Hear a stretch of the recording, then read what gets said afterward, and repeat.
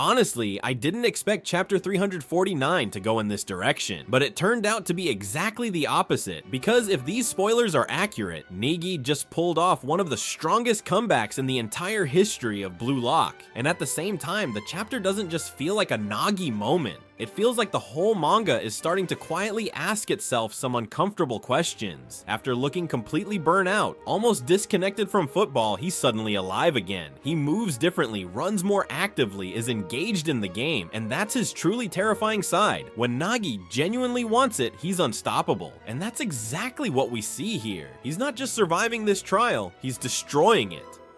Side B is getting weirder. The whole structure is starting to drift away from what Blue Lock was built on. Think about it. Originally, the whole idea was about ego above all. The best striker is the one who crushes everyone else, who is selfish enough to put himself above the team. And now we're seeing trials where teamwork, chemistry, synergy matter. And this isn't just a change in mechanics, it's a change in philosophy. Nagi and Asagi in this chapter are almost mirrors. Nagi is experiencing a physical rebirth as a player. Asagi, a mental one, through defeat. One is regaining faith, the other is starting to doubt what he used to take for granted.